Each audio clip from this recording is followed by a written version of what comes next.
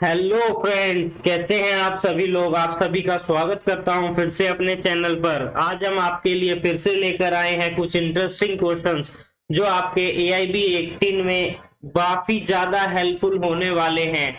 तो इस वीडियो को एंड तक जरूर देखिएगा क्योंकि आपके एग्जाम आ चुके हैं। अभी रिसेंटली आपके पास एक महीना रह चुका है। एक महीने के अंदर आपको अगर AIB की तैयारी करनी है तो आप हमारे साथ इस वीडियोस के माध्यम से जुड़े रहिए। और कोई भी कैंडिडेट अगर पहली बार हमारी इस वीडियो पर विजिट कर रहा है तो उनके लिए काफी अच्छा मौका है, वो AIB एग्जाम को काफी इजी तरीके से कर पाएंगे। साथ ही मैं वीडियो बनाता रहता हूं किस तरीके से आपको कौन सा स्टेप जो है अपनाना है ताकि आप AIB में अच्छे से तैयारी कर सको। तो स्टार्ट करते हैं। हमने जो है प्रीवियस वीडियो में 17 क्वेश्चन तक कवर कर लिए थे। आज हम 17 से 100 क्वेश्चन तक कंप्लीट करने वाले हैं। तो स्टार्ट करते हैं। जो भी सही जवाब होगा उसको हम हाईलाइट करते हुए चलेंगे। तो सबसे पहला क्वेश्चन क्या कह रहा है कि विच of the following statement is true, यानी इन सभी में से कौन सी स्टेटमेंट जो है बिल्कुल सही है। पहला ऑप्शन क्या कह रहा है, minor contract can B ratify on the attaining majority. Second option क्या कह रहा है, minor contract can B ratify on attaining majority. अब इन दोनों में डिफरेंस क्या है, कैन का डिफरेंस है। बात करें थर्ड ऑप्शन के बारे में, minor contract can be ratified jointly by both the party to the contract. Fourth option क्या कह रहा है कि minor is not liable under minor contracts. अब इन सभी में से कौन सी स्टेटमेंट सही है, क्या पहली और तीसरी, पहली और चौथी, पहली और दूसरी, दूसरी और चौथी। तो हमारी जो सही स्टेटमेंट है वो है हमारी फर्स्ट और फोर्थ, यानी कि minor contract can be ratified on attaining majority and minor is not liable under minor contract. बात करें अगले क्वेश्चन के बारे में, तो आज हम इस वीडियो में 100 क्वेश्चन कंप्लीट करेंगे। तो प्लीज पेशेंस रखिएगा, आपके एग्जाम जो है बिल्कुल पास में आ चुके हैं। तो किसी भी तरीके से आप जो है वीडियो को स्किप ना कीजिएगा। स्टार्ट करते हैं। Under which of the following section of CRPC police can arrest an accused without warrant. आपने CRPC को अच्छे से पढ़ा होगा तो ये आपको इसका जवाब जरूर पता होगा। काफी इंपॉर्टेंट क्वेश्चन है और पूछा जाता है। तो इसका हमारा जो सही जवाब है वो क्या है, इसका जो हमारा सही जवाब है वो है हमारा सेक्शन नंबर 41। बात करें अगले क्वेश्चन के बारे में, which of the following court under the CRPC can try murder case, यानी कि कौन मर्डर केस को ट्राई कर सकता है। सिंपली ये क्वेश्चन है। इसमें कौन कर सकता है, judicial magistrate first class, chief judicial magistrate, court of session, या फिर इनमें से कोई सी भी कोर्ट नहीं है। तो जो हमारी कोर्ट ऑफ सेशन होती है वो मर्डर के केस को ट्राई करती है। बात करें अगले क्वेश्चन के बारे में, the authentication to be affected by use of asymmetric साइक्रोट्रोप system and hash function. Hash function is known as, क्या कहेंगे, किसकी डेफिनेशन है ये, पब्लिक की प्राइवेट की डिजिटल सिग्नेचर की, या फिर इलेक्ट्रॉनिकल गवर्नेंस की। तो ये जो डेफिनेशन दी गई है ये दी गई है हमें डिजिटल सिग्नेचर की। जब आप देखेंगे तो आपको पता चलेगा कि यही इसका सही जवाब है। बात करें अगले क्वेश्चन के बारे में कि punishment for the cyber terrorism under section 66 capital F shall be punishable, यानी कि अगर आपको साइबर टेररिज्म के लिए पनिश किया जाए, सजा दी जाए, तो आपको कितनी सजा दी जाएगी सेक्शन 66 कैपिटल F के अनुसार। फर्स्ट ऑप्शन क्या कहता है कि आपको इम्प्रिजमेंट दी जाएगी जो 3 साल तक बढ़ सकती है, और फाइन जो कि 2 लाख रुपए से ज्यादा नहीं होगा, या फिर इन दोनों से आपको दंडनीय किया जाएगा। सेकंड ऑप्शन क्या कह रहा है, कोई भी इम्प्रिजमेंट जो 7 साल तक बढ़ सकती है, साथ ही आप फाइन के लिए भी लायबल होंगे। थर्ड ऑप्शन क्या कह रहा है कि इम्प्रिजमेंट जो कि लाइफ इम्प्रिजमेंट तक बढ़ सकती है, जीवन कारावास तक बढ़ सकती है। बात करें लास्ट ऑप्शन के बारे में कि ऐसी सजा जो कि आपकी 10 साल तक बढ़ सकती है और आप यहाँ पर फाइन के लिए भी लायबल होंगे। यानी कि अगर टेररिज्म यानी कि साइबर टेररिज्म अगर किया है आपने, आप उसके लिए कितनी सजा के लिए हकदार हैं। तो ये जो है इसके लिए आपको आजीवन कारावास जो है दिया जा सकता है मैक्सिमम। बात करें अगले क्वेश्चन के बारे में। अगला क्वेश्चन क्या कह रहा है कि industrial dispute act 1947 section 2J किस बारे में बात करता है? ये बात करता है इंडस्ट्री टर्म के बारे में। सबसे पहला तो ये यहाँ पर एक और क्वेश्चन बन गया इसी क्वेश्चंस में से, यानी कि इंडस्ट्री टर्म को 2J में डिफाइन किया गया है इंडस्ट्रियल डिस्प्यूट एक्ट 1947 के। इंडस्ट्रियल डिस्प्यूट एक्ट कौन से सन का एक्ट है? 1947 का। अब यहाँ पर पूछा गया है इंडस्ट्री टर्म में क्या चीजें शामिल की गई है। तो क्या उसमें business, trade, undertaking, manufacture, calling of employ, included any call, service, employment, handicraft, industrial occupation of workman शामिल किया गया है। तो ये सारी चीजें ही शामिल की गई हैं, इसलिए जो हमारा लास्ट ऑप्शन है बिल्कुल सही है। अब हम बात करते हैं हमारे अगले क्वेश्चन के बारे में कि इन सभी में से कौन सी स्टेटमेंट सही नहीं है। Which of the following statement is not true? Which one of that?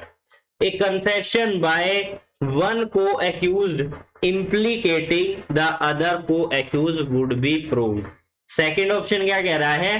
Confession to police officer can not be proved. Third option कह रहा है confession by the person in the custody of the police officer to any person in the presence of a magistrate can be proved. Fourth option कह रहा है confession of person lead to be recovery of thing it can be proved. यानी कि सबसे पहला option तो ये कह रहा है कि जो को अक्यूज है उसने कन्फेशन दे दिया, तो जो दूसरा को अक्यूज है उसको यहाँ पर यह साबित हो जाएगा कि वो भी अपराधी है। दूसरा ऑप्शन क्या कह रहा है कि पुलिस को दिया गया कन्फेशन साबित नहीं होगा। तीसरा ऑप्शन कह रहा है कि पुलिस को दिया गया कन्फेशन यहाँ पर किसी भी पर्सन के द्वारा पुलिस की कस्टडी में रहते हुए मजिस्ट्रेट को अगर कन्फेशन दिया जाता है तो वो कन्फेशन प्रूव हो जाता है, साबित हो जाता है। फोर्थ ऑप्शन क्या कह रहा है कि किसी भी पर्सन का कन्फेशन किसी भी रिकवरी मतलब कोई भी वेपन है, कोई और आर्टिकल है उस ऑफेंस के संबंध में, तो वो जो है प्रूव किया जा सकता है और इससे उस चीज को भी प्रूव किया जा सकता है, उस एक्यूज को भी यहाँ पर सजा दिलाई जा सकती है। क्वेश्चन हमारा ये है कि कौन सी स्टेटमेंट सही नहीं है, नेगेटिव बात की गई है, तो पहला ऑप्शन इसका बिल्कुल सही जवाब है।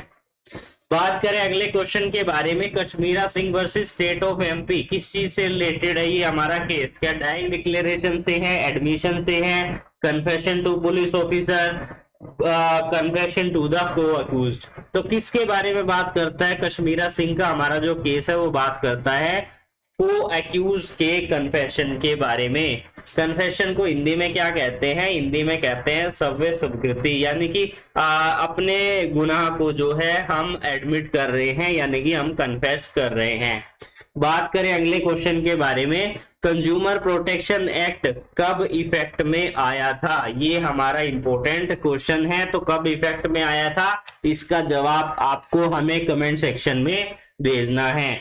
तो प्लीज कमेंट जरूर कीजिएगा ताकि मैं जो भी एफर्ट कर रहा हूं वीडियो बनाने में वो आप भी, मेरे को लगे कि आप भी इसमें पूरा सहयोग कर रहे हैं, क्योंकि कमेंट करने में ज्यादा समय नहीं लगता है। प्लीज कमेंट कीजिएगा। बात करें अगले क्वेश्चन के बारे में, एक और क्वेश्चन मैं आपके लिए जो है और छोड़ूंगा, देखते हैं कौन सा क्वेश्चन मेरे को छोड़ना है। बात करें अगले क्वेश्चन के बारे में कि विच of the following section of the consumer protection act 1986 the consumer term will be define in which section, यानी कि किस सेक्शन में जो है कंज्यूमर टर्म को डिफाइन किया गया है? तो कंज्यूमर टर्म को डिफाइन किया गया है 2 सबसेक्शन 1 सबसेक्शन डी, यानी कि क्लोज डी के अंदर।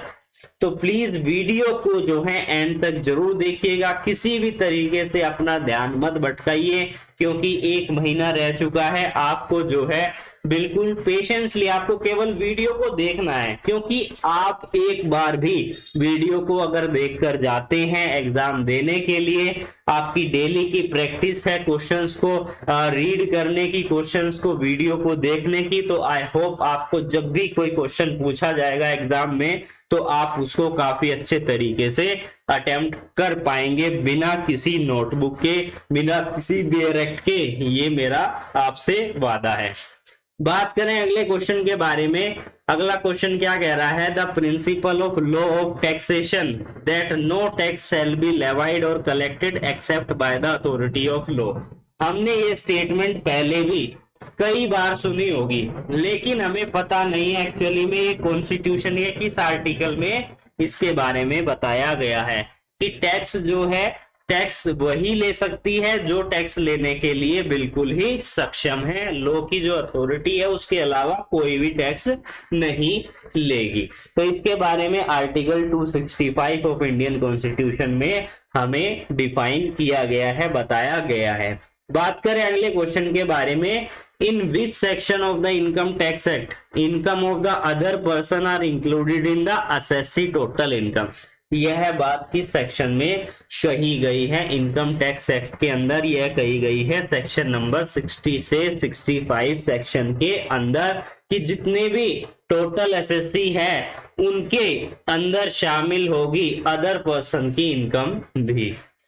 बात करें अगले क्वेश्चन के बारे में। यह क्वेश्चन भी मैं आप सभी के लिए यहाँ पर छोड़ रहा हूं, क्योंकि इस क्वेश्चन में मैं थोड़ा सा कंफ्यूज हूं कि एग्जैक्टली इसका कौन सा सही जवाब है। तो आपको इसके बारे में सर्च करना है, क्वेश्चन नंबर 83 के बारे में सर्च करना है और हमें कमेंट सेक्शन में बताना है कि इसका एग्जैक्ट आंसर क्या है।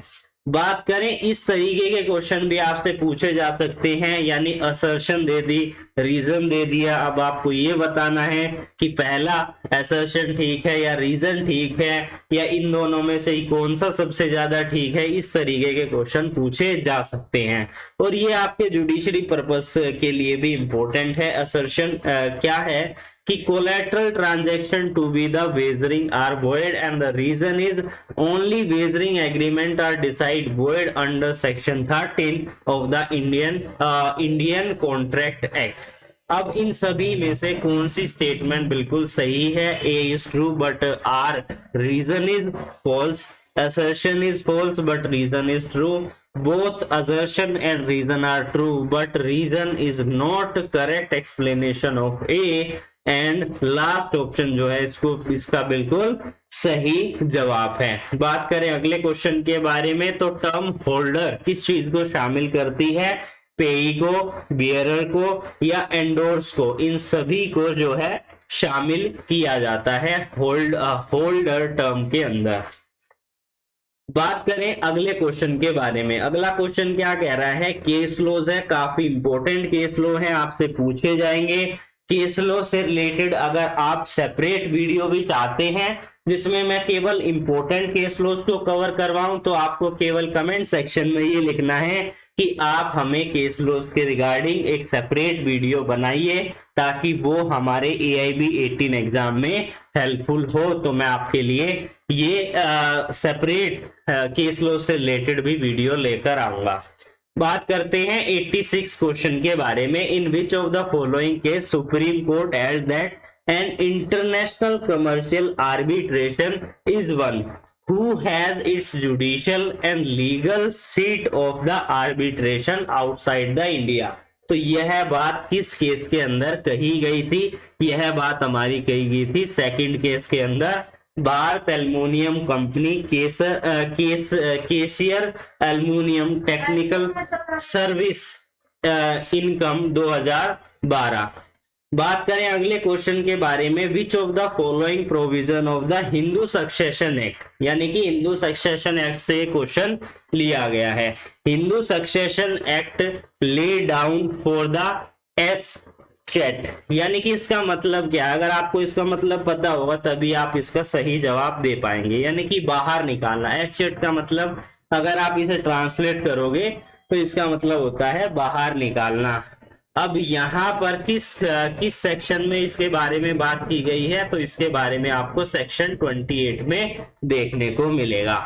बात करें अगले क्वेश्चन के बारे में, 100 क्वेश्चन हमने इस वीडियो में कंप्लीट करने हैं, तो कोशिश कर रहे हैं हम फास्टली करने की।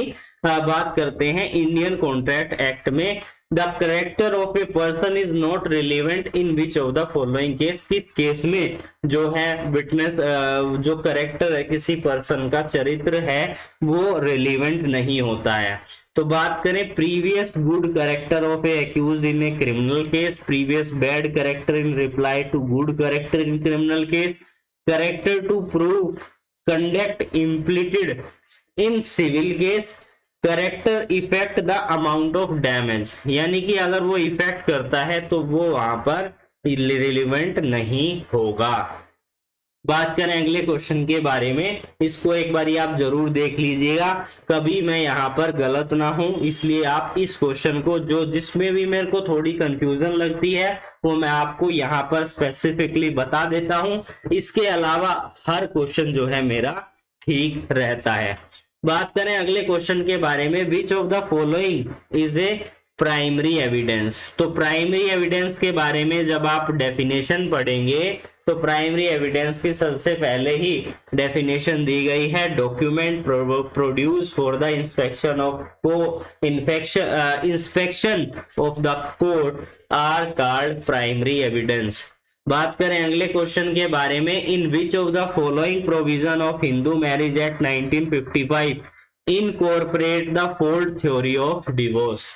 फोर्थ थ्योरी ऑफ डिवोर्स के बारे में कुछ स्टूडेंट्स ने पढ़ा होगा, कुछ स्टूडेंट्स ने नहीं पढ़ा होगा, तो इसके बारे में कहां पर दिया गया है, किस सेक्शन में बात की गई है, सेक्शन नंबर 13 1 एंड 2, इन दोनों में ही हम जो है फोर्थ थ्योरी के बारे में पढ़ते हैं डिवोर्स की। बात करें अगले क्वेश्चन के बारे में, under Hindu maintenance and adoption act 1956 which of the both following circumstances can be dependent enforce is right to maintenance against the transferee of the state. State का मतलब होता है कोई भी जमीन यानी कि जायदाद, out of which he has right to receive the maintenance, यानी कि यहाँ पर बात की गई है मेंटेनेंस और एडॉप्शन एक्ट के अंदर इस स्टेटमेंट के बारे में आपको पता लगाना है कि कौन सी स्टेटमेंट, इस स्टेटमेंट के अनुसार कौन सा ऑप्शन हमारा बिल्कुल सही है।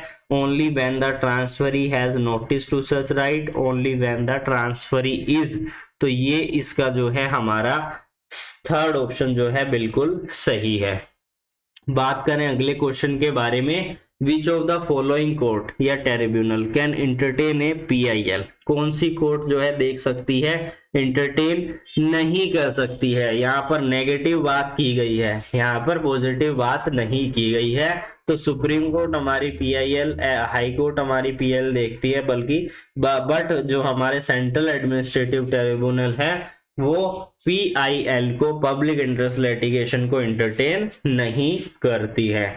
बात करें अगले क्वेश्चन के बारे में, right of the सर्चुररी can be issue against, यानी कि सर्चुररी रिट, हमने रिट पढ़ी है ना, हैबियस कॉर्पस, मैंडेमस, सर्चुररी, क्वा वारंटो, तो सर्चुररी इशू की जाती है किसके against, judicial, quasi judicial body, quasi judicial administrative body, administrative body only, तो क्वासी जुडिशियल और जुडिशियल बॉडी दोनों के अगेंस्ट जो है सर्चुररी रिट जो है इशू की जाती हैं। बात करें अगले क्वेश्चन के बारे में, केवल 6 क्वेश्चन रह चुके हैं, पेशेंस बनाए रखिएगा, तभी आप जो है अच्छे से AB में तैयारी कर पाएंगे और अच्छे से आप जो है पास हो पाएंगे, किसी भी तरीके से फेल नहीं हो पाएंगे अगर आप मेरी वीडियो कंटिन्यू देख रहे हैं।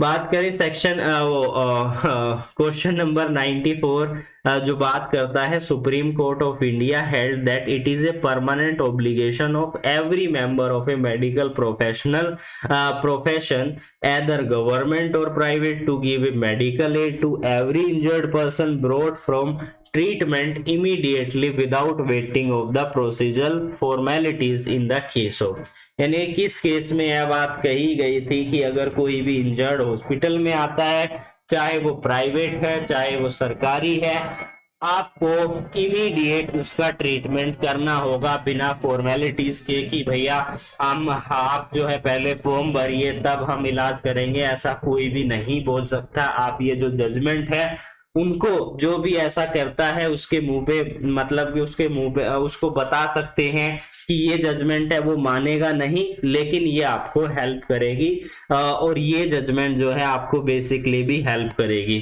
परमानंद Katara versus union of India 1989 की जजमेंट है।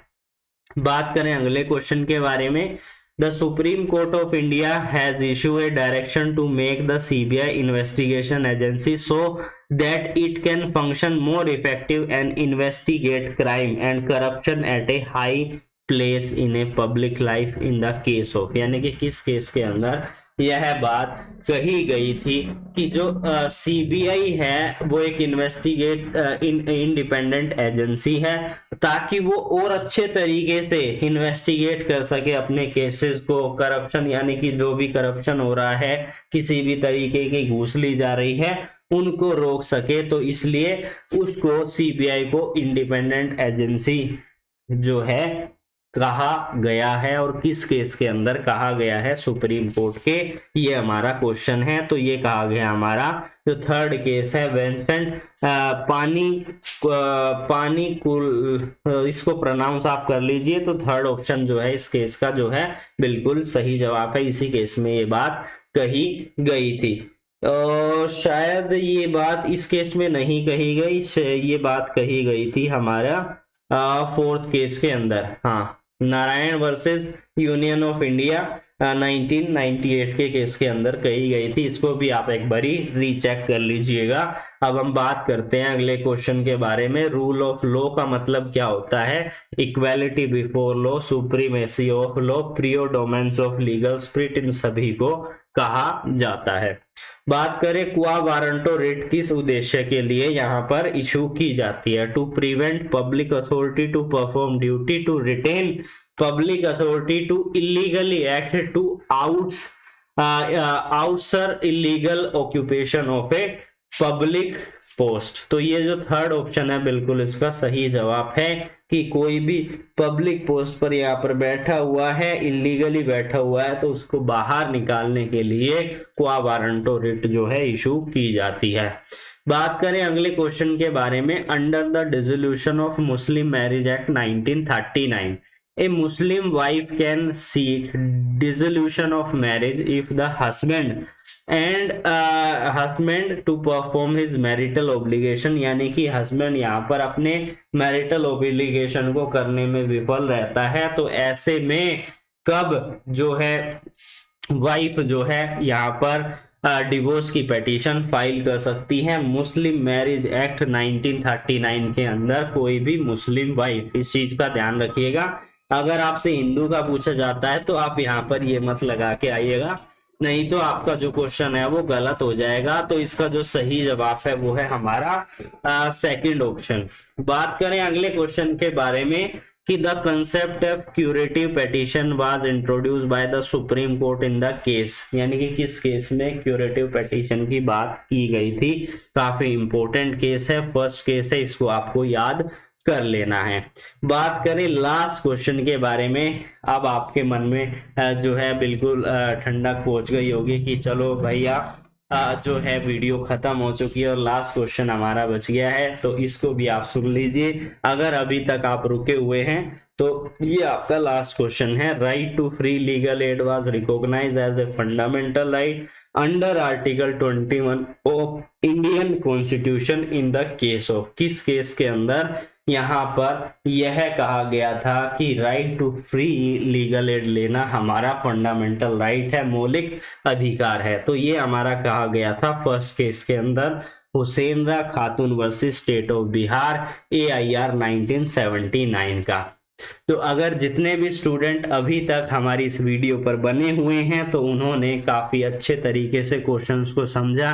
जिन क्वेश्चंस के बारे में मैंने ये कहा है कि आप इन्हें एक बारी जरूर देखिएगा, तो प्लीज आप उन्हें एक बारी जरूर देखिएगा ताकि आपका क्वेश्चन किसी भी तरीके से गलत ना हो और जो क्वेश्चन मैंने छोड़े हैं आपके लिए, आप उसे हमें कमेंट सेक्शन में उसका जवाब हमें भेजेंगे, ताकि मेरे को भी ये लगे कि आप जो है अच्छे से एफर्ट कर रहे हैं, AIB की तैयारी में अच्छे से लगे हुए हैं। जो नहीं करेगा तो वो उनकी मर्जी है, और जो करना चाहता है वो कर सकता है। तो फिर मिलते हैं, तब तक के लिए जुड़े रहिए अमित कुमार नॉलेज भाई जी के साथ।